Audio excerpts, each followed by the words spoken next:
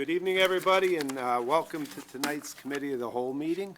My name's Craig Maladra. I'm an alderman from the 5th Ward, along with my partner and fellow Loyola alum, Bob Swanson. It's a good week for us, yeah. Let the... No comments from the audience. No, yeah.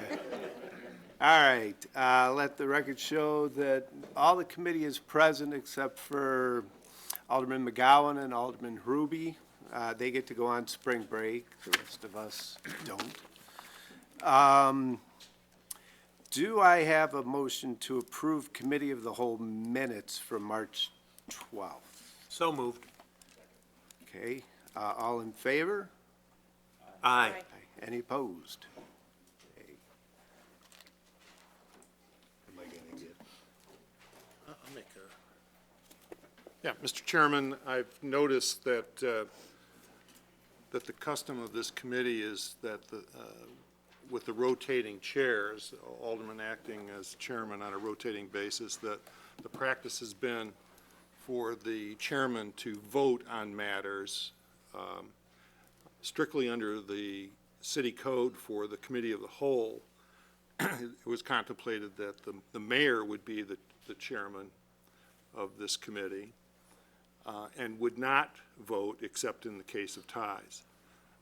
I think to be consistent with your past practices, perhaps a motion to suspend the rules for tonight for the sole purpose of allowing the chairman to, excuse me, to vote on matters that come before the committee. And of course, all the matters are matters of recommendation by the committee to the city council. Mr. Chair, I would move that we suspend the rules to allow the chairman to vote in the Committee of the Whole for tonight. Okay, do I have a second? Second. Alderman Marks, Alderman Cummings. Is the intent to change, is there intent on the council's part to change this rule moving forward so that we don't have to, so that we are consistent? If I may, we've been working on Title I and Title II of the municipal code to clean up some of these things where we've been doing things forever, but the code didn't reflect it. So that should be coming to you this summer. So, and then a second question, so in all cases, the chair would be voting regardless of whether that chair is also an alderman or whether the chair is a mayor? I think if the chair is the mayor, it would remain as current practice. The mayor does not vote except in the 3 instances. Okay. Yeah, the mayor would vote in case of a tie vote or half the aldermen were voting for a matter. You know, just like at the city council level, those instances where the mayor does have the ability to vote. But I concur with the city administrator's position. And that would be consistent with how we have been doing it. Okay. Thank you for the clarification. Okay, so we have a motion. Oops, another question. So from now until this summer, when that comes before us, will we want to do this before every cow to? Yes, my recommendation is only for tonight. And I think that the amendments to Title I will come very shortly. Okay, thank you. Okay, any other questions? All right, we have a motion and a second, so all in favor? Aye. Aye. Any opposed? Okay. Moving on to items of business then. Item 3A, recommend ordinance amending Title IV, Chapter 2, Section 4-2-13, adding 1 Class C2 liquor license for the Royal Wren. Do I have a motion? So, second. Okay. Sorry, I don't hear so well. Is anybody from the Royal Wren here this evening? Nope, okay. Questions on the motion? Nope, all right, moving forward, all in favor? Aye. Any opposed? Item 3B, recommend approval of the issuance of a Class E6 liquor license to the Geneva Chamber of Commerce, June 19th through the 24th for the Swedish Days Craft Beer Tent. So moved. Second. Berg and Bruno. Any questions? Gene, you want to say anything? Nope. Okay. All in favor? Aye. Any opposed? Item 3C, recommend a resolution authorizing waiver of bid process and execution of a memorandum of understanding in an amount not to exceed $58,285.50 between the City of Geneva and Hogan Design and Construction for the North First Street water main installation. Before there's a motion, Mr. Chairman, I am in the process of reviewing that agreement, have tendered some recommendations to the Public Works Director, and so if the motion should be subject to City Attorney recommendations for approval. So do we need to amend it, or is it? If you can just include that in the motion. Okay. So we're recommending waiving the bid process for this water main subject to city attorney approval. Do I have a motion? So moved. Rich Marks, and a second? Second. Bruno? Any questions? Alderman Riddick. So Chuck, are these just pretty much housekeeping matters? I mean, I'm kind of blindly voting on something, wondering if we're going to approve it, it's. Correct. I think conceptually it's fine. It's a joint agreement for city participation in certain of the water main improvements in the locale of that project. And so I think it just needs some clarification. And Rich is here, but in talking to him before the meeting tonight, he said that most of the changes have been looked at and maybe even approved by the other party. Yeah, so it's substantially in the form that you've got here with the changes that Attorney Radovich has recommended. We have been in contact. We're almost through all the issues, which again are not substantive in nature. So by whatever you see in next week's packet will be the agreed upon memorandum of understanding that Attorney Radovich has reviewed. We'll get to see it next week. No monetary changes. Thank you. Alderman Bruno. Thank you, Mr. Chair. Rich, I understand why we're looking to waive the bidding process, but for the public, correct me if I'm mischaracterizing this, because we are making this a joint project with the developer, that we're limited to their contractor for these, for this project. Were it our project, we would go out for bid on this.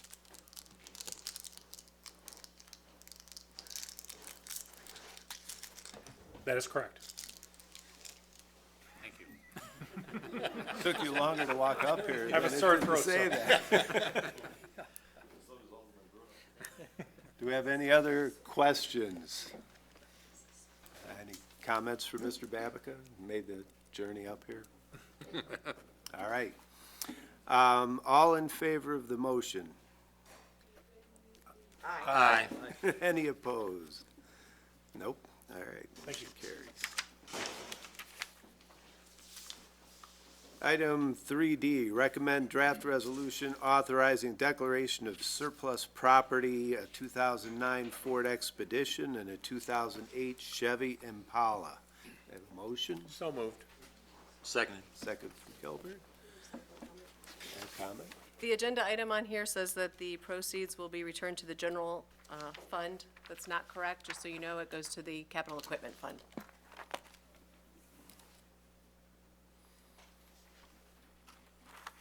Okay. Do we have any questions? Questions? All right, all in favor, say aye. Aye. Any opposed? None opposed.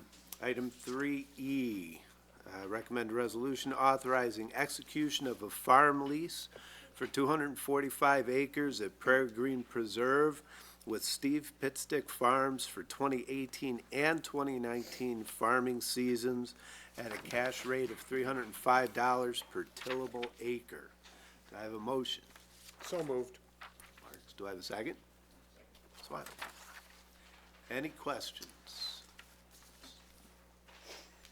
Cummings. What do we think that this property is worth?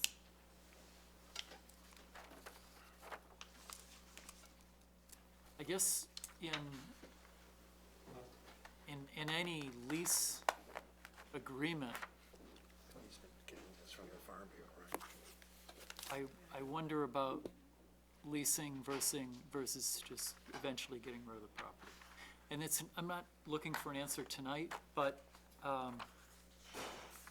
you know, in a crazy extreme example, let's say this property is worth $1 billion. Then for the city of Geneva to lease it out at $300 an acre, for a couple years in a row probably doesn't make sense. So this property is part of the Prairie Green property that we acquired by referendum. Yeah. So the intent was to lease this farm and get income to help pay off those bonds until such time those bonds are paid off, or until such time we were to transfer that property. We've talked about perhaps transferring it to the Forest Preserve once all of that is paid off. So as far as selling this property, I don't think that that is what the councils or the voters were doing when they passed the referendum to acquire this land. And if it were to go to, often when we transfer property to another municipal entity, it transfers,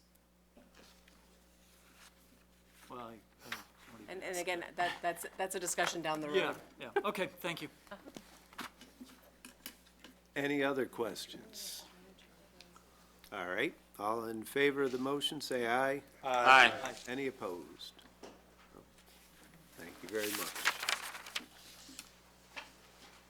That's a good number, 305. Item 3F, recommend draft zoning ordinance amendment to rezone the property at 304 East Side Drive from the R3 medium to high-density, single-family residential district to R7 multifamily residential district. Do I have a motion? So moved. Marks, do I have a Second. second? Second from Cummings. All right. David, would you like to introduce the topic? I would, thank you. Just want to give a brief summary of this request.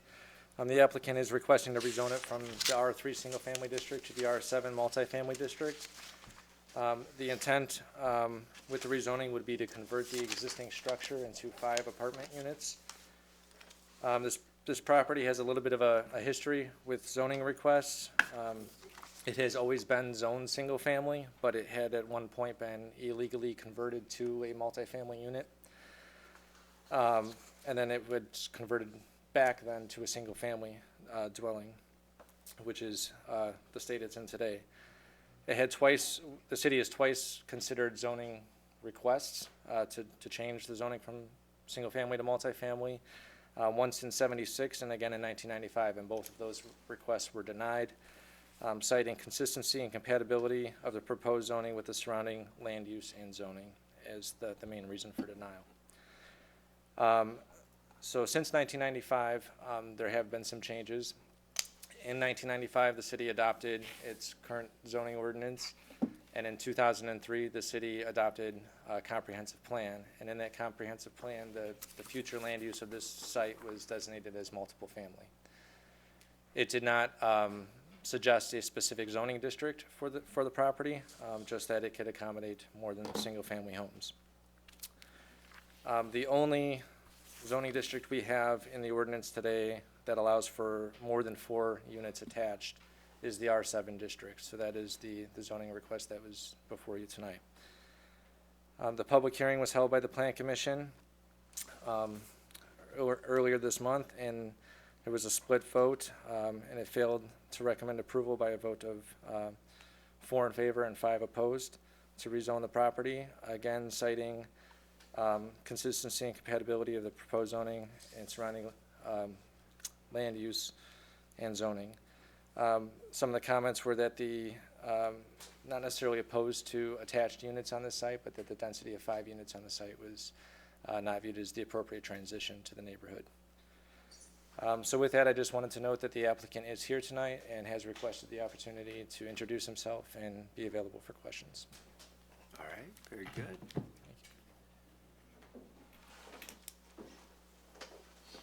Wood.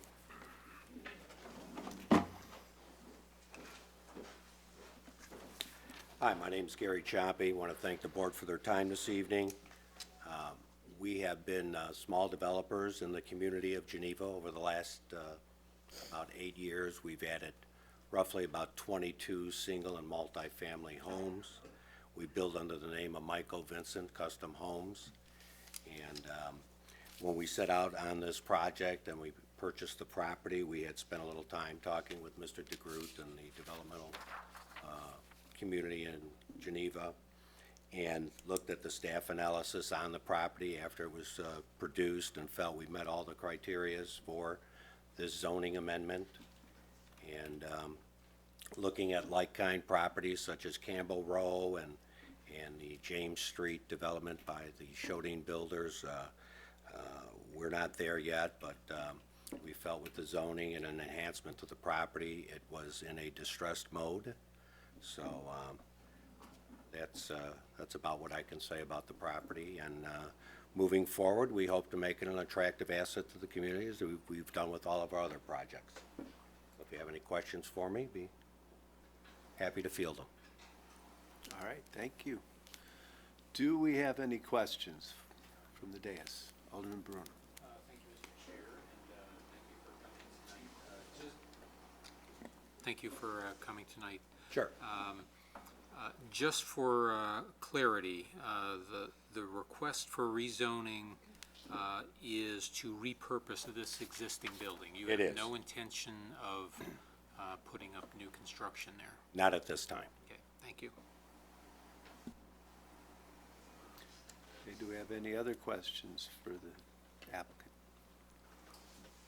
Sure. Could you elaborate a little bit? I looked through all the documents, and could you elaborate a little bit on how you're going to accomplish this? Because that structure has been piecemealed together, and from my assessment, I went through there when they had well, I'm very familiar with the property. I was through there 3 or 4 years ago when the resident went into the previous owner went into bankruptcy. Yep. And more or less abandoned the property, left everything in the house. Yep. And it just seems as though the entire interior of that building is going to have to be dramatically reconfigured to make it what you're suggesting here, 5 apartments. And I guess my other question, while I'm asking, would be, how do you plan to deal with parking?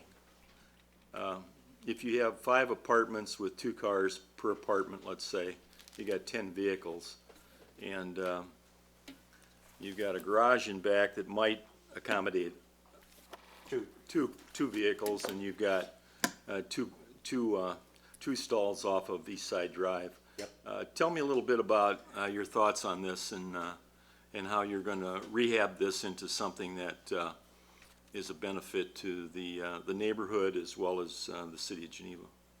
I think Michael has done a kind of a preliminary layout to give to the building department, and what we come away with was 2 two-bedroom units and 3 one-bedroom efficiency units.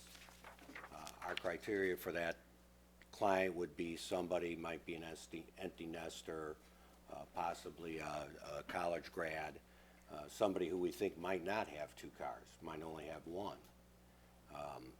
So the 2-bedroom units, I think, would have 2. So we've come away with separation. We know we would have to add a fire suppression system. We would have to meet all of the current codes with the building department. So with the 4 garages, we have 2 and 2. We have 4 parking places off of Dotson. And then we have some area in the back where we could park a couple of additional cars as well, where other than the cars parked on Dotson, you wouldn't see much of the parking there. So, as I said, 3 of those apartments would be of that 1-bedroom type efficiency, kind of geared towards that, as I said in the last meeting, somewhere between $650 and $850 a month. So, might be a senior, as I said, might be a young person starting What were those out. numbers again? A senior? I meant the rent. It's $650 to $850, somewhere in that category for the one-bedroom units. One would have an entrance right off of Dotson, there's a walkway getting in from there, and then there are multiple. And we can provide more depth as we move forward, and then obviously needs all new windows, needs an HVAC system, needs plumbing work, needs a lot of work, but we're willing to put the time and effort in to make it an asset to the community, and we think that, the criteria of what we'd hold precious to us would be the idea that we would add an asset. We do a lot of work in this community, and, our work's all over here, so the last thing we'd want to do is do something to be offensive to both the community and ourselves. We still have multiple vacant lots in Geneva, so we continue to move forward and acquire more property as we're moving forward, so. Are you looking for the city of Geneva to support your project in any way? No. Other than providing me with permits and direction. So, if I could interrupt Alderman Kilburg for a second, what we're looking at tonight is a zoning change, not the specific proposal. Good questions, I think, that you're on. That might weigh on one's decision, though. Right, yeah, so go ahead, but just keep that in mind. I'll just say one other thing. We knew through the meeting with the planning commission that many people don't hold this building in a architectural likeness, and we understand that, but we've been through this. We think we can formulate a plan again to have some pride of ownership when you come past the property, and again make it an asset to the community. Just as a thought here, it seems as though it would have served you well if you would have visited with the neighborhood a little bit before you advanced this plan. I know that the Plan Commission, you had a lot of opposition. I don't think anyone spoke in favor of it. I think everybody in the immediate area is in agreement that something needs to be done. I guess if we had a better idea or somewhat of a vision as to what you intend to do there with the exterior, with the immediate area, the fence, a lot of different things as it relates to the appearance.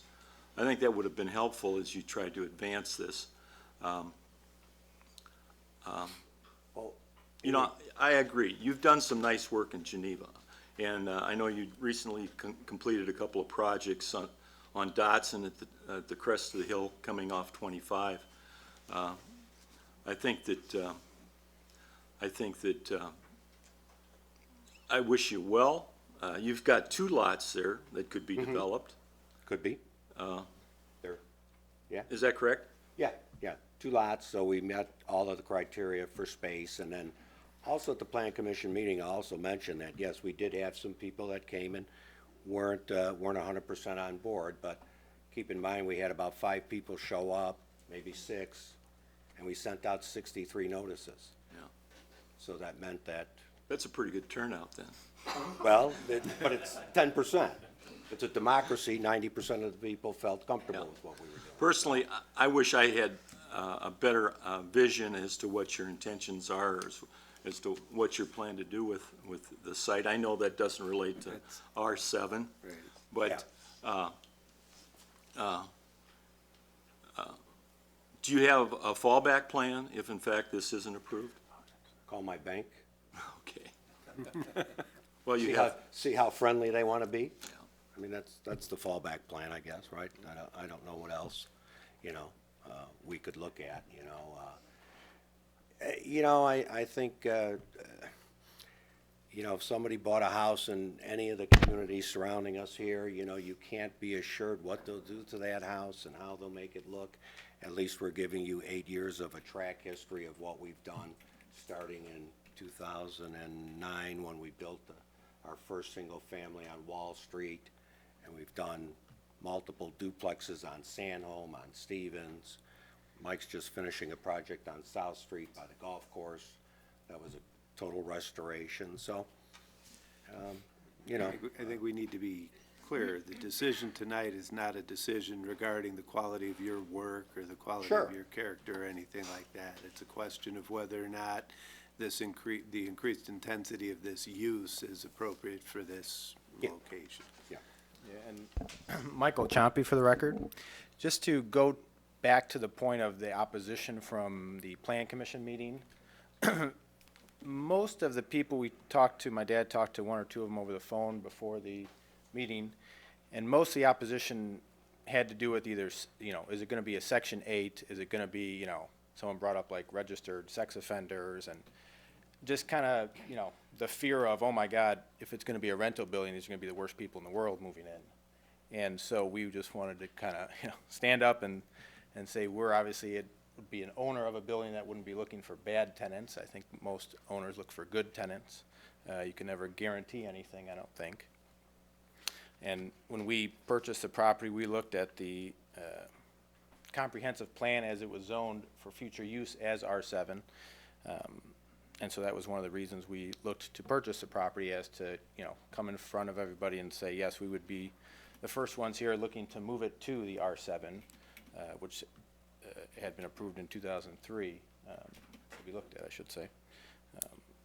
And it fits, the 4 zoning map amendment changes that was laid out by the commission earlier in the month. It meets all 4 of those very easily. We thought very strongly that it was a great candidate for a zoning change. Okay, do I need to get his address? All right, good. That's all I had. Okay, Anything else? Alderman Cummings. So this is my old hood. I don't know. Yeah, I Yeah. I lived about a block and a half from this. The question was raised if you had gone to the neighbors, but I look on the map, and to the south of the firemen, to We the did. southwest, We contacted Is the Dusk and school. Schultz. to the southeast is the church. Yep. If you went a little farther south,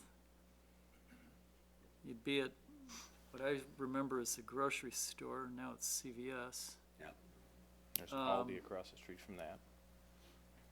R7 calls as a transitive property, maybe? Transition property. Yep. It looks as if this would be a nice transition from the single-family to the north.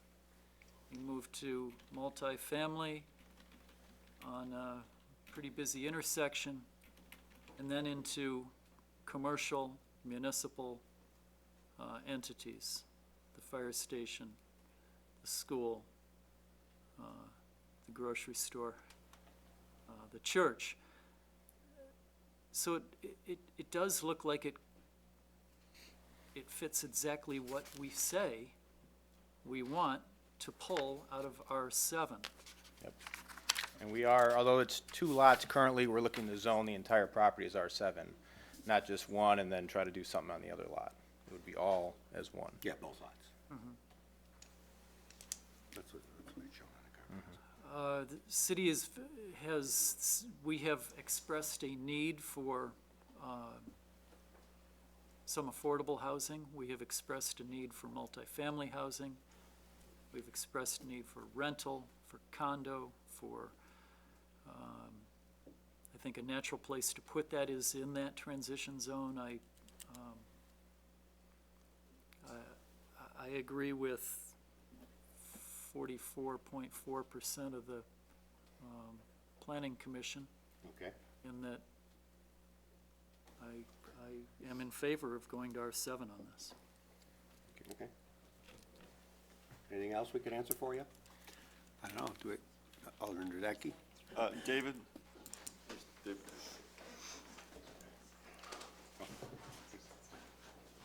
As we clean up the comprehensive plan and our downtown station plan, we want to match up our zoning with our, we have a kind of a project underway to be consistent. What would happen with, when we got to this property? Would it go R7? Well, the, Recommendation? that would, under the current zoning ordinance, that's the only district that would really apply to a multifamily designation. The comprehensive plan does break it out between attached single-family, which would be more of a row home development, and then multifamily, which could be either row homes, more than 4 units, or apartments. So this would be the only zoning district that could apply to that category. Right. But in all likelihood, that's one of the stated goals that we have is to match that plan to our zoning. Correct. Point. Right. Thank you. Alderman Bruno? Thank you, Mr. Chair. David, in the comprehensive plan, and pardon me, I don't remember looking at the map recently, the R7 or the multifamily that shows up there is just this one parcel? It is, yeah, this corner, these two parcels, yeah. Yeah, two parcels. Would it make more sense if our plan were to consider, given the other commercial development there, to make that a larger R7 area?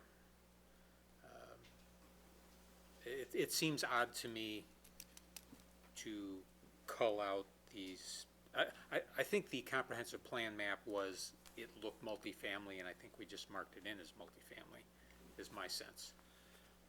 I'd be more comfortable if we looked at R7 or any multifamily increased density over there in a broader sense as opposed to these two discrete parcels. So I guess there's not actually a question. All right. Do we have any other questions? Okay, is there anybody in the audience who would like to speak to this matter? Mr. Safanda. My name is Carl Safanda. I live at 1013 Dunstan, but I'm also an occupant of 111 East Side Drive, which belongs to my wife. The assessor has the square footage of this building at 2,242 square feet, which if you divide by 5 is approximately 448.4 square feet. So, I mean, there may be occasions when it would be appropriate to have more density than is already there, but you're sort of having like almost flop house zoning here in terms of what these one-bedroom apartments and efficiencies and two-bedroom apartments. By the time you put all the amenities, stairways in this place, these are really teeny places that you're putting up. And if your goal is to create affordable housing, let's not make the east side pay for this. If this was on the west side of Geneva, this room would be full. The east side deserves better than to have this zoned R7. Thank you.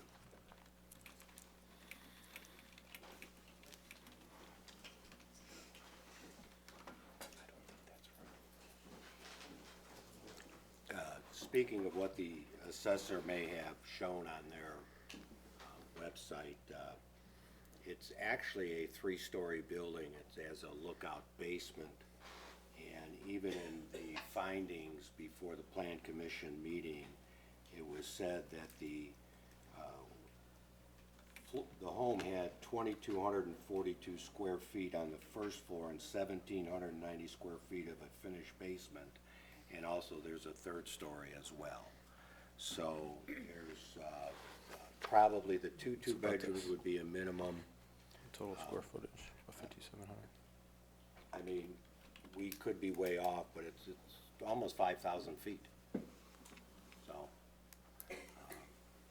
that's the actual numbers, and you know the building is 34 feet wide by 84 feet long. 3 stories. Thank you. Anybody else? Yes, sir. My name's Don Forney. I'm a homeowner at 329. I'm also here with my mother at 323 Park Avenue. I just want to say I've been coming here, I was probably here in 1976 at the first original meeting with my parents, arguing about this property and what an albatross it is.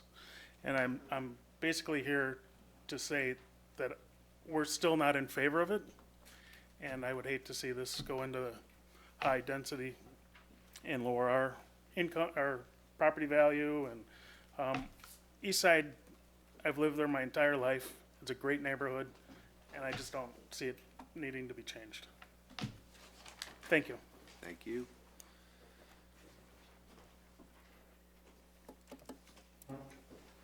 Anybody else? Okay.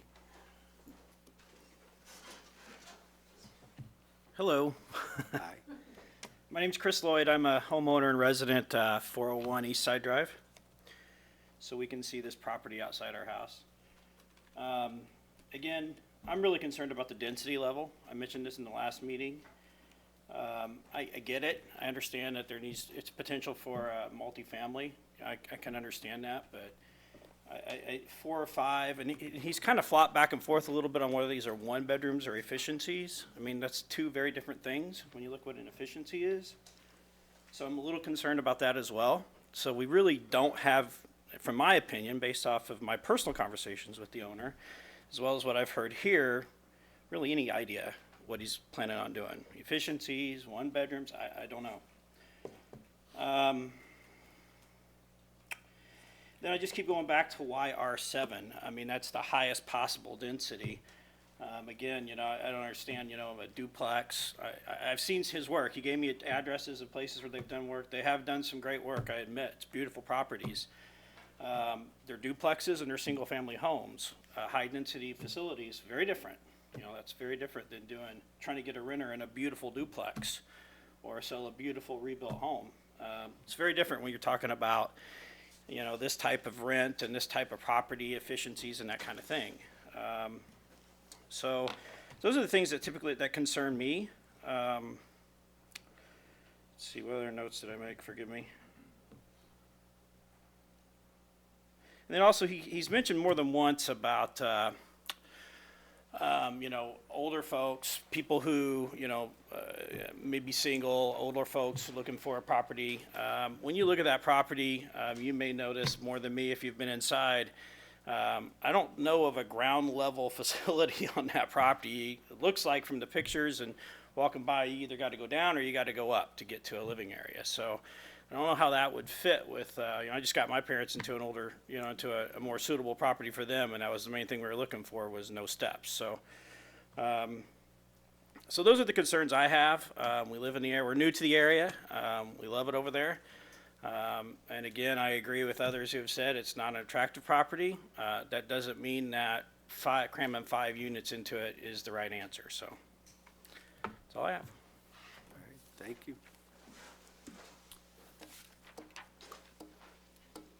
Any others? Any further comment from the dais? Nope. Okay, I think we're going to go with a roll call on this one, folks. Point of order, Mr. Chair? Yes, So, sir. so an aye vote will support changing the zoning. Correct.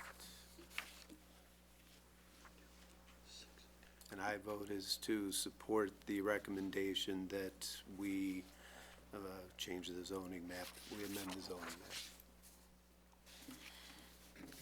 Mike Bruno, Nay. Tara Burkhart, Nay. Donald Cummings, Aye. Dean Kilburg, Nay. Craig Maladra, Nay. Richard Marks. Nay. Jim Radecki. Nay. Robert Swanson. Nay. Motion fails. Motion fails. All right, thank you very much. Come back to the second. Oh, Mr. Champion, it will be on the agenda next week before the city council. Thank you.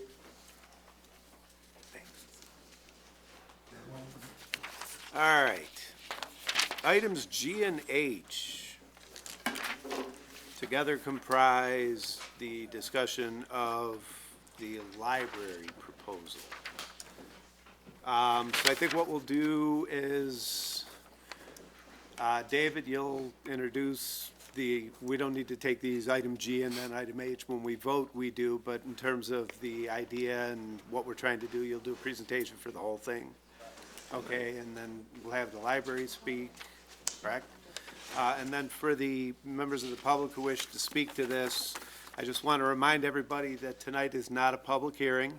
The public hearing took place at the Plan Commission meeting on March 8th. We will, as we always do, take public comment.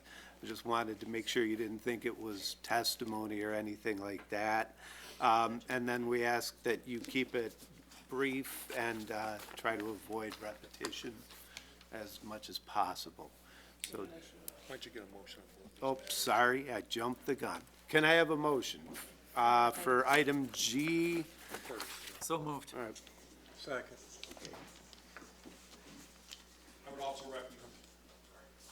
I'd also recommend that there be a motion on the floor for item H.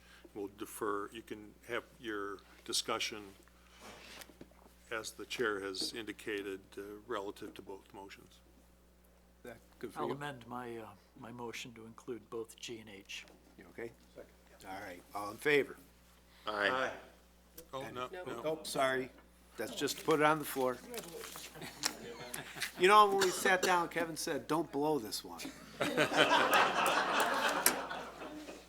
You made me nervous. All right, David, save me.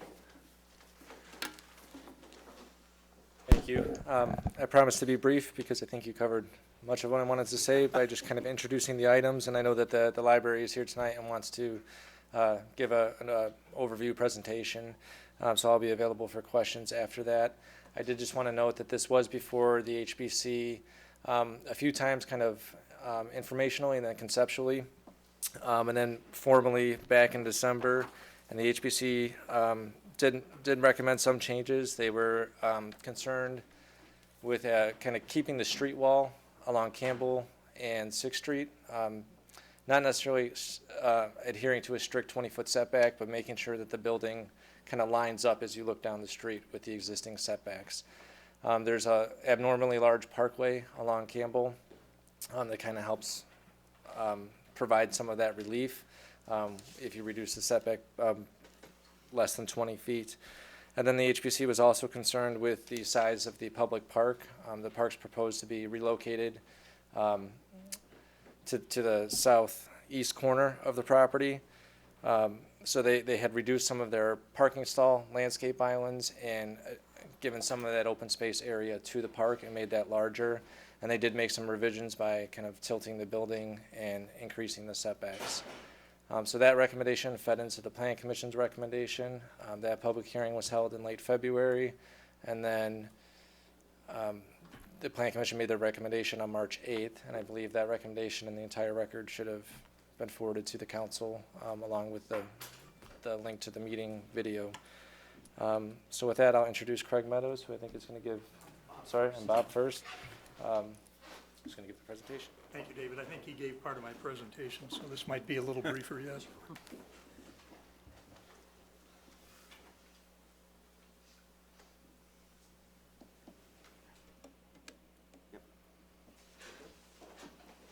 It'd be good if we started at the beginning.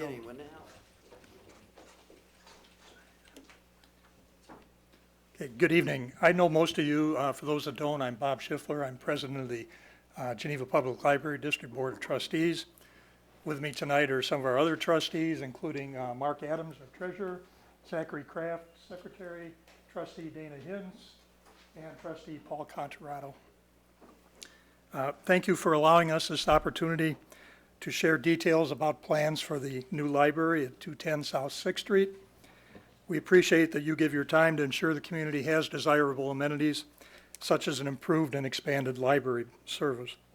I'd like to thank the Plan Commission, Historic Preservation Commission, and the city staff who have reviewed our plans numerous times and reviewed our application and all supporting documentation in depth. I'd also like to thank the Park District for their collaborative spirit and for helping us to identify size parameters to offering a new playground better connected to the neighborhood. And lastly, a heartfelt thanks to our district residents who have taken an active interest in this project and have served as our partners in both the financing and the design process. I think it's appropriate to take a brief step back and understand that this project has a history spanning several years. At the bottom of the next several slides, the timeline outlining some of the major milestones associated with this project. In 2014, we began holding drop-in sessions called Community Conversations. These were open conversations designed to allow us to get the aspirations of the community. In 2015, we conducted a community survey. After the survey was completed, we conducted a series of focus groups with residents and stakeholders. In the picture there is a photo of the intergovernmental focus group where we met with representatives from the school district, the park district, the city, and the Chamber of Commerce. In the fall of 2015, we moved to the next phase of the project where we focused on developing a plan to use the information the community had given us. We embarked on a process of self-discovery by conducting both a needs assessment and a facility assessment. The needs assessment looked at the services that we were providing and how much it was costing us to provide those services, and what we could and should be providing to our community. The facility assessment looked at what, if anything, we could do to address issues with the current building. We used this in-depth analysis along with community feedback to develop a building program. This building program is a written document outlining all the space and square footage requirements needed to provide a 21st century library. We further benchmarked our plans against other libraries serving similar sized communities. This was done to test our assumptions and to make sure that we would be building a new facility that can cost effectively meet the needs of today and tomorrow. As stewards of your tax dollars, I can assure you that all of us on the board want to make sure that the money is being used wisely and that we have appropriately right-sized this facility. After completing this analysis, we moved forward with purchasing the property at 210 South 6th Street that formerly housed the 6th Street School. The purchase from Kane County closed in March 2016. Acquiring the property allowed us to ensure that the library would have an ongoing downtown presence in accordance with the city planning initiatives. This piece of property has a long history of serving a municipal function in a residential neighborhood, and placing a library here is consistent with special uses identified in the City of Geneva Comprehensive Plan. We also work with the Park District to draft and adopt an intergovernmental agreement, allowing the Park District to lease from the Library District at no cost the space devoted to the playground. Once the land was secured, we needed approval and financing for the project. And as everyone knows from the 700-plus vote yes signs that were scattered throughout the district, we went to referendum in April 2017. However, before going to the polls, we talked to as many people as we possibly could. We held open houses at the library, and we went door to door to the 6th Street neighbors. Board members and our library director knocked on every door from 4th Street to 7th Street, from Campbell to South Street, inviting residents to the meetings. We visited with every service group, PTO, taxing body, and organization that would have us. We also stationed board members in the library lobby to address questions that people might have about the referendum. On election day, voters approved issuing $21.8 million in bonds for the purpose of building and equipping a new library. We did not ask a separate question related to operating expenses because we had done our due diligence and financial analysis that confirmed that we could cost-effectively operate a new and expanded facility within current budgetary constraints. This past summer, we issued the first $9.4 million of bonds, and again, we thank our district residents for allowing this opportunity. After a successful referendum, we continued the process of public engagement. In June and July of 2017, we held a series of design forums to gather public input. These were well attended by both neighbors and other district residents. The sessions were also recorded and made available online. The images on the screen are from some of these meetings. During this process, we brought forth 4 designs, quickly narrowed that down to 3, and then finally settled on one final design. During this time frame, we also went to the HPC twice for concept reviews. On this slide, you see a series of images as relate to the building footprint, the parking lot layout, and the Park District playground space, which is indicated by the dashed red line. I share these with you so that you can see that not only do we gather feedback, but we also continue to make modifications based on that input. The image on the left shows the footprint of the 57,000 square foot building when we went to referendum. The image in the middle shows the footprint when we went to the HPC this past December as part of the application process. Here you see a smaller building footprint because 3,000 square feet had been relocated to the lower basement level. The image on the right shows the footprint as it was presented to the Plan Commission and as it is being presented tonight. Here you see the building has been further rotated to increase the setback from the roadway and allocate more space to the playground in accordance with the feedback from the HPC and from the community. One parking space was lost with this iteration. After careful review, the Plan Commission unanimously agreed to approve our request for a zoning text amendment, special use permit, and planned unit development subject to minor conditions. I will now turn the floor over to our architect, Craig Meadows from Studio GC, who will provide a brief project technical overview. He will also be available to answer any questions you may have on the extensive application submitted to the Plan Commission. After Craig reviews the technical aspects of the project, I will walk you through a series of artist renderings to illustrate some of the many opportunities that will be provided by this new library. Craig?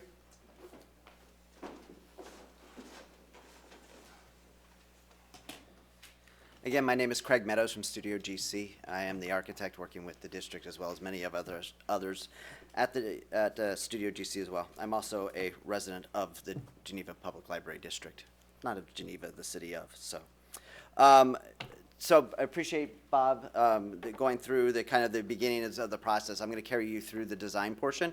It's only 3 slides, so I don't have the 22 I had last time. So what you see in this next slide is the site plan. We're proud to present it. It is all the slides you see before you in a few minutes are kind of representative of a very collaborative approach that was done through the whole process. I won't belabor all the people that were involved, but in my tenure in working with kind of municipal groups, libraries, public districts, parks, everything like that, this has by far been the most inclusive process I've ever been through anywhere. One of the things we heard very early on is that that the public wanted a park-like setting. We showed on an earlier iteration, even well before the referendum, a more kind of organized and kind of like commercial parking lot. And that was some of the comments we heard early on. So what we did, and also recognizes Geneva, and they're very proud of their gardens, that we kind of worked on this more kind of angled parking so that you don't have any straight views from any road down any of the particular parking lanes. We also work with the Geneva Public Park District to identify a relocated park from the 7th Street side to the 6th Street side. That was something else that a lot of people in the process felt was very advantageous because it provided a more kind of neighborhood feel to the park. And that rendering there is actually one that was done by the Park District to kind of give an idea of what may go on. They'll go through a separate public process to gain insight as to what to do there. The element on top where it shows 45 feet, that's an area for the next slide that you'll see that we were asking for a 45-foot height limitation to the building. That's the only area that goes up to 45 feet, so it's not across the entire site. The building is located along Campbell and 6th Street. That was done to take advantage of the topography as it falls downward towards 7th. It also nestles it into the ground so that we can also take advantage of the stormwater capabilities of the site there to minimize and bury all of that below the ground. The 2 yellow dots on this slide are our 2 entrances. The one at the upper side represents pedestrian and neighborhood entrance. There's no parking there other than what happens to be on the street. So it's intended to allow people on bicycles and strollers and whatever else coming from the neighborhood or downtown Geneva to come in through that entrance. The one at the bottom there, the yellow dot again, is the vehicular entrance for anybody that comes up by car. The important thing to note also is that blue dot, which is our public drive-up location. We will have not only an automated book intake, but we'll also have like a bank teller window so that you can pick up holds, drop off books. We heard that time and time again through people through the process that they needed to be able to get in and get out quickly for some of their family who just couldn't get to the library to pick up books, etc. The last thing to note on there is there's 2 red circles. As Bob mentioned earlier, and I think David did too, we kind of rotated the building a bit more to minimize the amount we were over those red lines, which is kind of the face of the buildings and the area, so that we were predominantly along behind those lines, but having 2 small areas that we felt was worth additional requests for adjustment. Now, as you go from 2D, which is great, but we start moving to 3D, and you'll see a few more later, we provided these renderings a little bit different than we did last time. We added some of the trees and the grass and the building planting so you can get a sense of how the building is nestled into the site.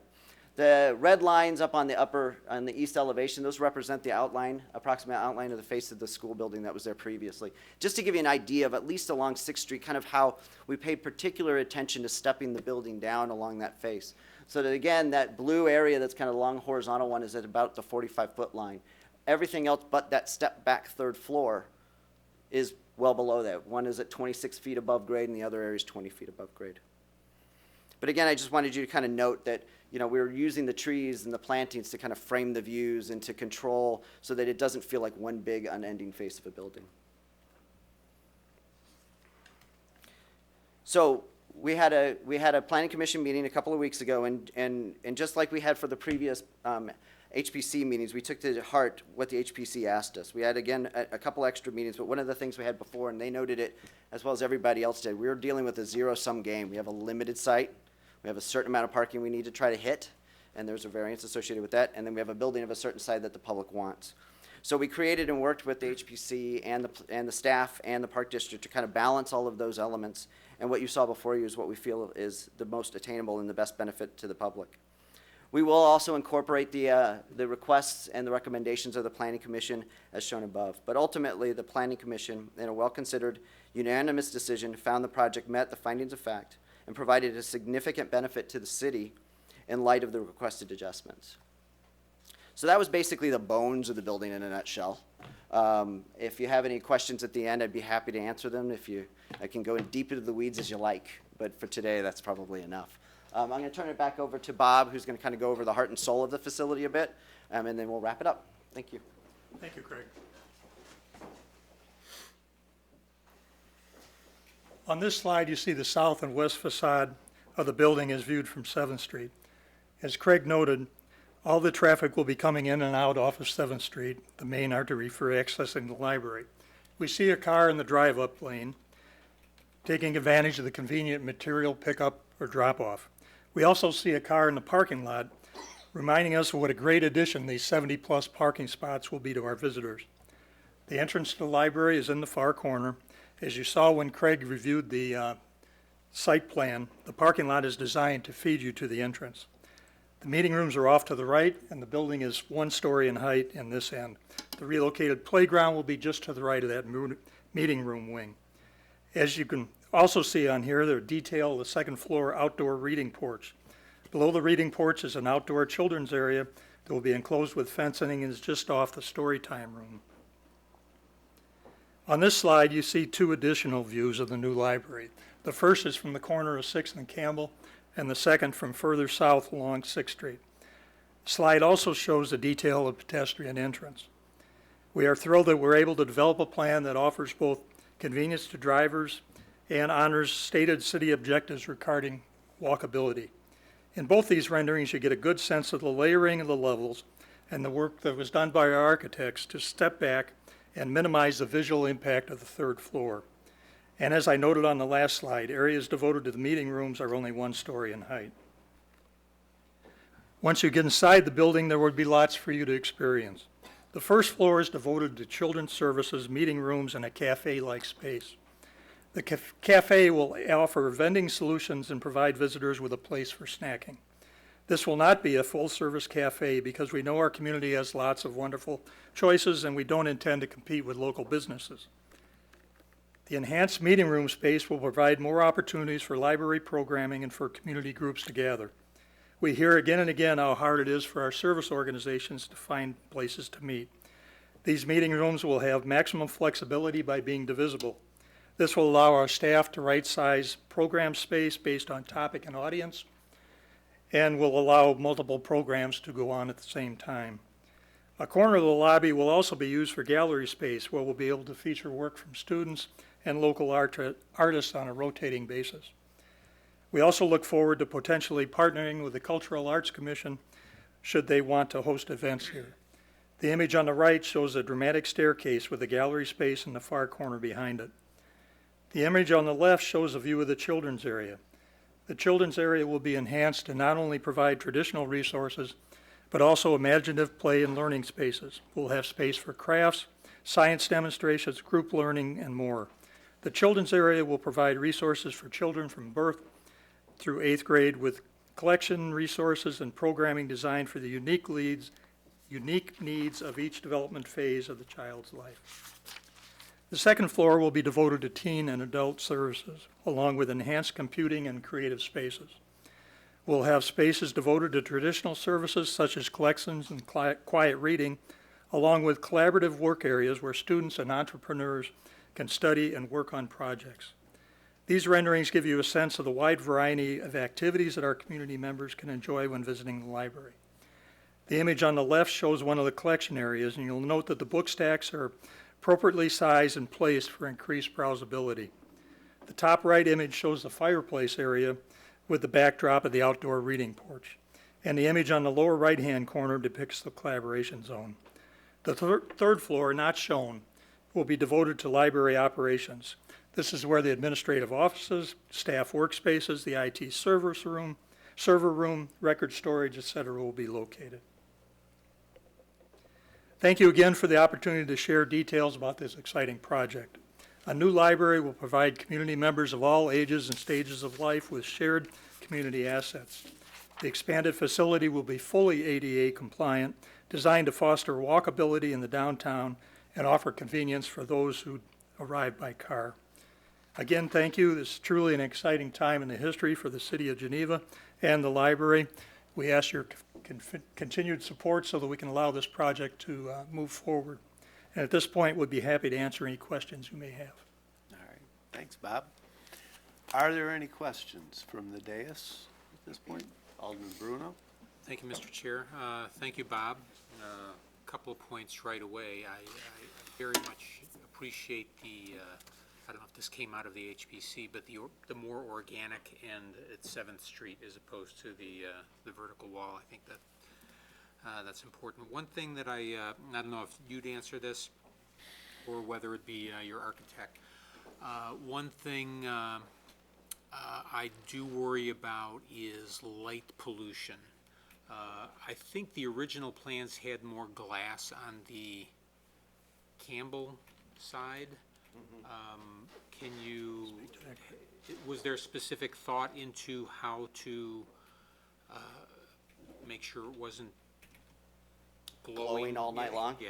Yeah, so there's two components, and I can pull up a floor plan if you want to go more in detail, but early iterations had a lot of light in it, so we're required by the city to meet kind of a certain minimum or maximum, really, light levels at the property line. But we all know that's what hits the ground, right? Not necessarily your eyeballs across the street. So one of the things that we did early on in the layout of the space, because we don't want to control the lighting with shades all the time and everything else, because that's subject to somebody leaving a blind up or whatever. We actually put, not on this face, but on the other face, if you don't mind me going back a little bit. This is a good idea here. So on the blue waggly area. I think you can point with a mouse on Oh, there. does that have That it? would help Thank people you. at home too. There we think, go, yeah. thank you.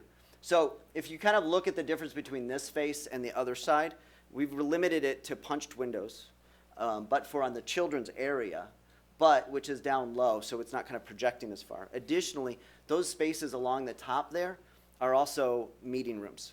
So they're not lit stack areas. So during at night, we don't need the lights on because we can turn the lights off in those areas without having to have egress lighting. That means they'll tend to stay darker on that side of the building at all times. The children's area is actually kind of by the time you get to about this point, where is my mouse? Right about here, it kind of goes to about a foot below grade, and then it works its way up to here about 5 feet below grade. So you're kind of nestling the building into the ground, and it's got an overhang over the top, which will also help kind of minimize the appearance of light coming out. Children also tend to not, it won't be lit up all hours of the night either, so. Thank you. Good. Any other questions? Quiet group. All right, so I think we'll open it up for public comment. If anybody in the audience would like to speak, again, this is not a public hearing, but we do want to hear what you have to say. Try to keep it non-repetitive and somewhat brief, if you would like. Okay, on the left first. Sorry, Trish, didn't see you. Hi, my name is Tom Lichtenheld. I'm here to simply register my support. As we all know, the plan has gone through many stages, and lots of things have been considered, both from citizens and from city government. I feel the result is a facility that really addresses a variety of needs in a limited space, and probably most importantly, keeps our library centrally located. I'm excited about the building.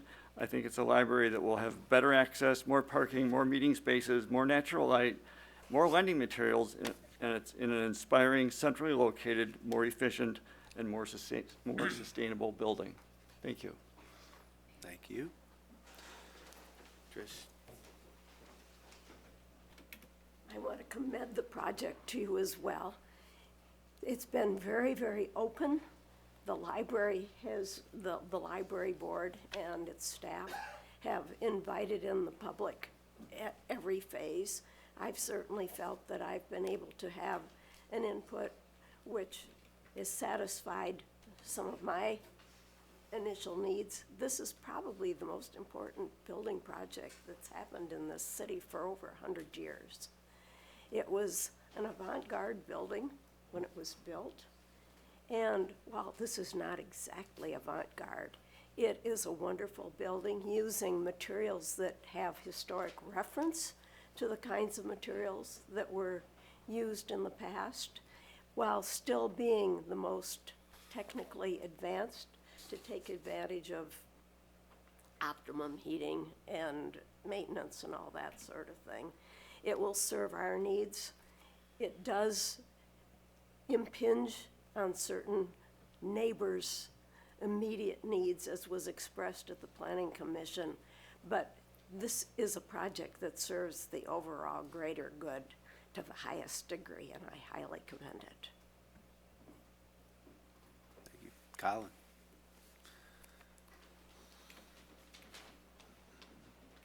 Good evening. My name is Colin Campbell, 18 South 6th Street. We live just down the block from the building.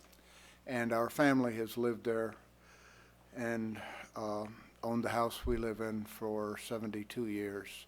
We've seen a few changes over those years, and I met my wife Gloria at that house in 1960, so I'm familiar with the neighborhood sort of also.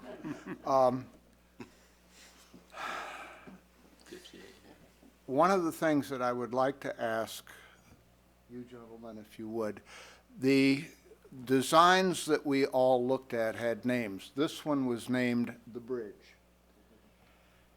And the bridge had nothing to do with going over water. It had to do with the architectural references in the building that referred to the past history of both Geneva and the neighborhood. And I thought it was quite startling and beautiful and a really wonderful addition to the building if you knew what these were. And I'm going to ask if they would explain what some of these were. I'll keep it brief, so I'll just kind of talk about the different points. And I'm sure you can read the HPC notes if you want to go into great detail about it. But there's a number of major components, but there's a couple of them that I'll point out in this particular elevation. One of them is this kind of arch piece along this side. That is actually, in fact, the profile of the Viking ship turned on its side. So it matches that arch. The other thing that it does allow us to do technically is bring a lot of light within the space, create a signature element, because what was also mentioned on this elevation is we actually in earlier versions kind of hid the third floor in entirety. And people were saying, well, you now can't see the arch. So bring that out so you can see it. The other element is the kind of the zigzagging vertical elements that run around the building that you'd mentioned before was a little more organic. Those represent 2 or 3 different things. One of them is the fact that this particular area was originally a rail spur for bringing in an industrial, kind of in the early 1900s, late 1800s, for an industrial area for this area. And it was kind of a forgotten history of the city of Geneva. So we decided to honor that and represent it in not only the vertical lines, which harken back to some of the materials of the buildings that were built then as a wood, but we clearly can't use that. So we utilized the terracotta type material to be able to kind of represent that. The curved part of it, actually, we've heard a lot about the cottonwood tree that's there. And we had an early iteration that kind of had a little more literal meaning to that, but kind of just gave it some free forming as a kind of floating canopy around it. And I would be remiss to say there isn't a tad bit of, on this other view, of kind of the water and the bridge and some of the elements that people really liked from even some of our earlier renderings that we had looked at for the project years and years ago. Beyond that, there's a couple of other elements in there, but a lot of this is also materiality of representing the King County Courthouse downtown and how it feels more like a terracotta type building, and that we utilize that to kind of use one color to kind of unify the materials but have different textures, much like that building does as well. So that's that in a nutshell. We might have a sign in or something on the inside of the building when it gets built. To explain it a little. Thank you. All right. Mrs. Oxney.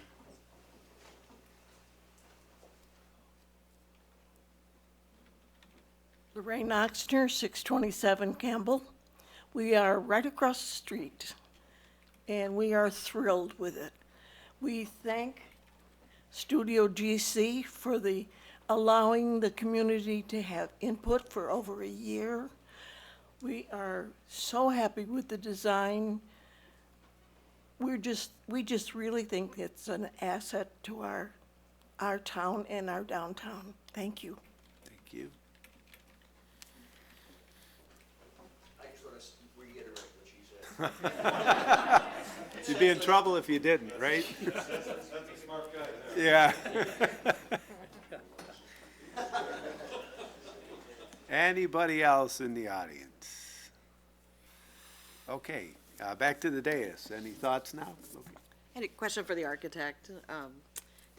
What I have, as I talk to friends and neighbors, they say, oh, they think the amenities are gonna be amazing. And these are people who probably didn't come to the HPC meetings or planning commission meetings. They say, but gosh, it looks so modern, that they wish it had been, there's more history to it to fit into the neighborhood. I know from my counterpart, you don't want to go in and create false history. Do you feel like this is going to age well into the, some said, are we going to look at that and say, oh, that's 2018, I mean, how much debate was there about, being surrounded by these historic homes, 150-year-old homes? There was a significant amount of debate. A couple of things to note. Sometimes when you see historical districts, and my master's degree is actually in kind of adaptive reuse and historical use in Alexandria, Virginia. I spent an entire summer taking pictures of Georgian townhouses and everything else in that area. You find that buildings, where buildings are strongly guided by history and the history around it are areas where like the buildings are unified in their period. You understand what I mean by that? So therefore, if you walk around Geneva, one of the most beautiful things to me that I love about it when I come into town is the fact that they're not all one type. You got a library that's a French Tudor type style. You've got federal buildings. I mean, even in that neighborhood, just around the corner, there's like a iteration of a Spanish style house. I mean, there's all sorts of variety of I'm gonna steal a phrase from the library, all sorts of ages and stages across history. So to pick one time period would be extraordinarily different and would be dishonest. The National Historic Registry through the Department of Interior actually kind of has guidelines that says you don't mimic history. Just like if I was putting up, and you've all heard it before, if I'm putting new windows in a historic building, it ain't gonna be vinyl, and so that we've got to work with that. But what we did is knowing that we aren't going to be able to literally mimic a 57,000 square foot house, that we need to be able to find a different way to harken back and connect people to the history. And I think they get a deeper meaning from that as they learn a little bit more about it. And those people that do that research are, like Colin, rewarded with that information, and that it's the subtlety of all that that makes this all interesting, not that it slaps you in the face with history. Does that make sense? Yeah, very good. Okay. If I could just add to that, recognize that we're not building this library for 2018 or 2019. In all likelihood, this building will still be in use 75 years from now. And we feel that at that time, it will be a fine historical representation of early 21st century architecture. So as time passes on, and again, we're taking a long view of this, we'll be using this building for a long time.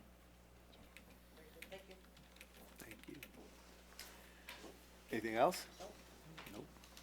Anybody else? All right, to item 3G then. Chairman, I think the motion was amended as a combined motion. I think Alderman Cummings did that, or with All the right. consent of the Correct. second. So you can bifurcate the motion if you wish, or No you can need. keep it as one motion. One motion as what was made, one motion is what we will do. So, roll call for that motion. Mike Bruno? Aye. Tara Burkhardt? Aye. Donald Cummings? Aye. Dean Kilburg? Aye. Craig Maladra? Aye. Richard Marks? Aye. Jim Radecki? Aye. Robert Swanson? Aye. All right. Item passes unanimously. Moving on then to item 3I. Recommend draft resolution authorizing the city administrator to enter into a retainer agreement with Guido and Finson for legal services. So I have a moved. motion. Alderman Marks, do I have a second? Alderman Swanson. Any discussion, question? Dais? Nope. All right, all in favor? Aye. Any opposed? Nope. Good. We'll let things settle down a bit, and we'll roll into a discussion regarding the general fund. Mr. Chairman, is that?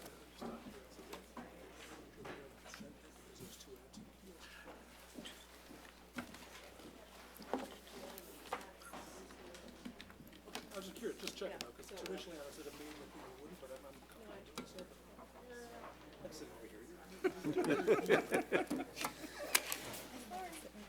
All right. Item 3J, discussion regarding the general fund fiscal year 2019 and 2020 budgets. City Administrator. So I just have a few comments. Really, this is time for you all to ask any questions that you might have, but given what happened last week, the successful passage of the non-home rule referendum, I wanted to give you some updates as to how the budget has changed since that initial budget presentation on March 5th. We have updated some of the revenues. We've updated revenues based on revised IML projections. This includes income tax, state use tax, and MFT. Those have all changed slightly, mostly down. We revised the replacement tax to be flat with previous years, so I think we had originally budgeted about 105 there, but everything we're reading is that that tax is going to slowly disappear, so we put that back to 95,000 where it's been the last couple of years. We got our final property tax levy numbers from the county. As you know, we try to estimate as close as we can, but we estimate a little high knowing that it'll be reduced. So it was reduced by 15,000, so I think we were pretty spot on. But what that means for our residents is that the tax rate we proposed was .609944, and that was reduced to .605410. So in easy terms, we've been touting the 8% of your tax bill goes to the city. That's actually now 7%. So 7% of your city property tax bill actually comes to the city. And then lastly, we included the anticipated non-home rule sales tax revenue. On the expenditure side, we increased transfers, so you will see two large transfers. We did a transfer to the general capital fund. The original budget showed $85,000. That transfer is now $271,865. And then we also made a transfer to the general capital equipment fund. That one was originally $40,000, and that transfer is now $1,726,135. I'll talk a little bit more about those two funds in just a moment. We did also add a couple of summer help positions, so these are not long-term positions. These are literally just during the summer months.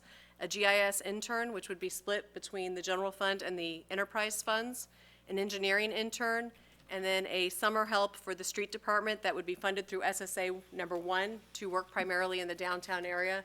This goes back to last summer. We had to eliminate some of those positions to help with beautification and watering, but we also used to have 2 positions full-time downtown, so we now just have 1, so this person would help in the downtown area, but again, it's funded fully through SSA number 1. For those positions, the total general fund expenditure is increased by $8,000 roughly. So again, those are just part-time, 40 hours a week for roughly 3 months in the summer. Back to the transfers. In the packet were included 2 lists of what those transfers cover. You'll see there was a list for general capital projects, and then there's also a list for the capital equipment fund. One of the things to note is with that transfer, we are basically putting seed money, as we're calling it, into the capital equipment fund. This year, it would be $168,685. The goal here is to create a 10-year capital equipment plan where we start with the seed money, we get out of the hole that we're currently in, which you'll see, we're gonna make headway towards that. But the 10-year plan would tell us what our anticipated capital needs are in equipment, and every year we would fund a set amount each year. So that is always funded, and you're not constantly trying to catch up or defer, and obviously if things get deferred, you know what happens, but it's not a set budget every year, but it's certainly a plan that helps you moving forward, and you know exactly where your expenses are coming from. So I think that's good news that we're able to kind of start a seed money there. You'll know a couple of years ago, we had a policy that anytime we sell city property, that money goes into the capital equipment fund. We used those funds last year to purchase some capital equipment because that was the only money we had. So that's back to zero, so now we're starting to build those coffers back up. And then lastly, there's just two questions I have for the council, in addition to whatever questions you might have. We did discuss last year the potential of hiring, again, just a part-time, actually less than part-time, video operator. We're finding that we like having the Planning Commission meetings and the Historic Preservation Committee meetings videotaped. What we are finding is because we don't have staff to do that, we're relying on our professional staff to try to operate the camera and run the meeting, and things sometimes don't work appropriately. So if we were interested in doing that, we would advertise for a position for a person who literally that would be their only responsibility, would be to manage the cameras and tape the meetings. I'm estimating that that's roughly $5,000 a year to cover that. So it's not a huge expense, but it is an expense, but I also think there's some value add there, so I would love to hear feedback on that. And then the other one's not really budget related, but we thought since we're talking budget and we're making some changes, it might be a good time to discuss. Currently on your utility bill, there's a little checkbox that you can donate up. We call it to the Give Fund. It was created back in 2014. Year to date, we've collected less than $1,200. So from 2014 through today, we've collected less than $1,200. And the reason is not because people aren't interested in donating. The reason is because about 50% of our collections come online or through a different method, and we can't accommodate those. It doesn't tell you where that extra money is going for. So if you pay extra on your utility bill, it just goes to your utility bill. But if you actually write a check or bring it in, you can do that. So we are in the middle of changing our bill printer, and so we think now would be a good time, if we're going to eliminate that, now would be a good time to do that. But we're also recommending not just eliminating it entirely, because we do think we have collected $1,200. So there are people who appreciate beautification and cultural arts and SPAC. That instead we would now put on the website on each of those various subcommittees, put a donate now button, and they could basically just donate through PayPal. So if they're interested in donating, they can go to our website, they can make a donation. It's not tied to utility billing, so we don't have that administrative issue. And again, anybody can donate as opposed to just the few people, the less than 50% of people who still pay their utility bill in the drop box or coming in or by check. So that's, in a brief nutshell, the changes that you saw from the first iteration.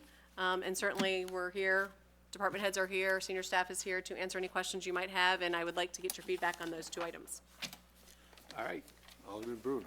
Thank you, Mr. Chair. I have been pushing to have those meetings videotaped for a long time, and I think it's invaluable to the greater public to understand, to be able to see the machinations of those types of bodies, because there's a lot of misperceptions that go on. So I think it's definitely worth, if it costs us $5,000, it's definitely worth videotaping. And what was the second item? The utility box donation. Oh, the utility box donation, yes. That's, yeah, well, I like the, I do that with several nonprofits, just recurring PayPal. You can make them recurring payments if you like, I suppose, if you can accommodate that option too. Yeah, and I'd have to, I don't know if we can or can't, but I imagine we can make that work. Yeah, I mean, PayPal will, if there's PayPal just an does it, and email we address- take PayPal, so that should, Right, so as long as there's an email address, you can just click, make it monthly for such and such. Thank you. All right. Any other questions, comments about the budget? Don? When we videotape the meetings, will that be kept forever? yeah, just like, it'll be posted to our website like they are now through YouTube and on our meetings page. We are also, just for everyone's benefit, we are this year updating our cameras to HD cameras. We will also have, instead of 2, I believe we will have 4 cameras. So there'll be more ability to, there'll be a camera focused right on the podium, there'll be more ability to kind of pan the room. So again, it would need somebody to actually sit there and do that as opposed to flipping the camera switch, what we do now, and have a stagnant camera. Okay. And also, thank you for the 10-year plan type work on the accounting side. I think that will be helpful for everyone here. I think it will be helpful for everyone forever, to be able to smooth that out, to see the larger expenses that are coming down the pike. So thank you. That will be very, very, very helpful, very transparent.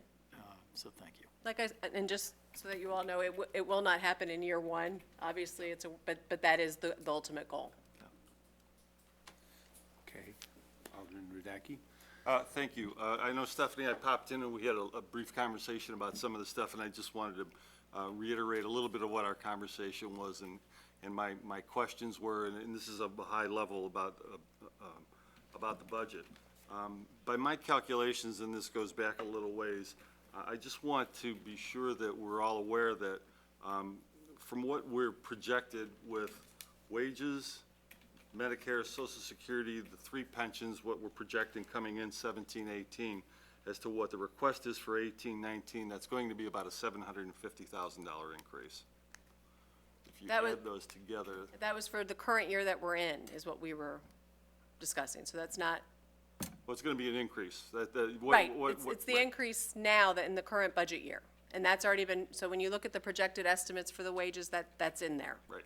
Okay. So it's about a $750,000. And then when you go out another year, it goes up a little bit more. It goes to, when you combine the 3 for what your projection, it's going to be about 11,950,000. So it's going to be even greater. So, I just wanted to just point that out, that in my opinion, we do see some very significant increases due to some actions taken by the council with wages, Social Security, pensions, and these things will have a multiplication factor going forward. So I do appreciate the work on the budget. I do appreciate the explanations and everything you've done with it. Thank you. Thank you. Alderman Marks? Stephanie, it's a great job on the budget. I will say it was, and the explanations. In regards to the checkbox, I'm fine with what you want to do. In regard to the videotaping, I think that's a great idea. Just a couple of quick, easy questions for you. The welcome signs that's in the new proposed, is that all of them, or are we doing that still in pieces? It's still in phases, but that's all of phase 2. So the original budget was far fewer signs, so I believe, I'll have to look at the sheets, but I believe that's for 4 more signs. And it's split between, not just this fund, it's split between infrastructure, tourism, and general projects. So it's still a 3-year plan, correct? So it's. That is correct, so there'll be 1 more year. Okay, there's 1 more year in it. And it was a 3-year, I'll have to. That's fine. I Yes, I didn't know. Still a Yeah, multi-tiered. I just didn't know if we were trying to move it all up, and that's No. really the only question. We're still trying, even though the non-home real sales tax referendum was successful, we're still being very conservative, because we obviously want to make sure we're covering our needs and everything first. Okay. And this is just for my own, what is a SEMP study, that SEMP? That's the Southeast Area Master Plan. Okay, that's what I thought, but I wasn't sure. Okay, all right. But realistically, you did a very nice job, and all of the department heads did too. Yeah, it was a joint effort, for sure. It was a lot of work, and you can tell. And I like the layout of the second year going forward. That is extremely helpful because it kind of puts it all in perspective, so. And I will make a note on the second year, so you do have numbers there. They're still refining. I'm working with the city attorney, what's best on how we how we move forward with that Well, that fiscal was year my '20. next question, yeah. So I will have more information on that next week, but certainly, we have a vision. You can see where we're going. Most of those numbers are pretty good. Obviously, things that will change will be revenues. We'll have to continually watch how the revenue streams are doing. And ideally, our biggest focus on that 20 years, making sure we get that infrastructure capital plan in line so that we could start bidding projects earlier than May 1st. So when we vote next week, we will be voting on both You'll- of them? And or just- you'll be voting for sure on fiscal year 19, and then the question, what we're working on is whether it's a resolution of intent, whether, we're not quite sure how that second year, since this is our first year doing that, but we have certainly done the effort to make sure you have pretty good numbers. No, and you could tell, it was very nicely done, and that's what I wanted to say to everybody. You can tell you put a lot of time and effort into that, so thank you. That was it. Okay. Anybody else? Alderman Swanson. I'll keep it simple. I just wanted to say yes to both of your questions. Thank you. All right, Alderman Bruno. Thank you, Mr. Chair. On the videotaping, I just want to make it, people understand that we're not going to be live broadcasting those additional meetings. Is that correct? We'll work through all of those issues, so So- probably to start, maybe not until we know the capabilities of whoever we hire in the camera, but ultimately, we'll see what the TV schedule allows, because part of it is our scheduling. Sure. We may not always be able to do it live. So I don't want to make any promises until we knew whether we'd have a body, we'll fully vet all of that. Thanks. Ditto what Bob said. Ditto. Even more concise. All right. So if I hear correctly, I'm not hearing any objections to the two questions we posed, and so what you will see in the packet that comes out on Thursday will be, the capital projects will actually be in the spreadsheet form. Right now, we just had them on list form, and then those couple changes that I talked about, you'll see those changes in revenues and those few changes in expenditures. Just for next year, that list is very helpful, if you could always do that. Even if you incorporate it into the Right, budget, it's just very like- helpful to break it out like Yeah, that. so I and do ultimately, appreciate like we talked about, we would hope that you actually have, at strategic planning, you'll see that 10-year plan. But that is extremely helpful to see it that way, so thank you. All right. All right, nothing else on the budget. Moving on to item 5, new business. Any new business from members of the committee? Nope. New business from Mr. Ollis.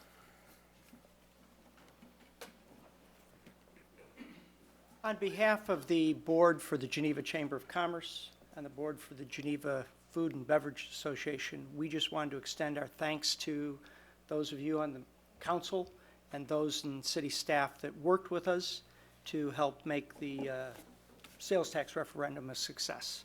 We really appreciate all the work you did. You know, the video that the city produced, the supporting documentation, and, you know, the time that, you know, many of the council members put forth at our forums and discussions with the public. We all just want you to know that we truly appreciate your effort in working with us on this. Thank you. Thank you for your help. All right. There is no more new business.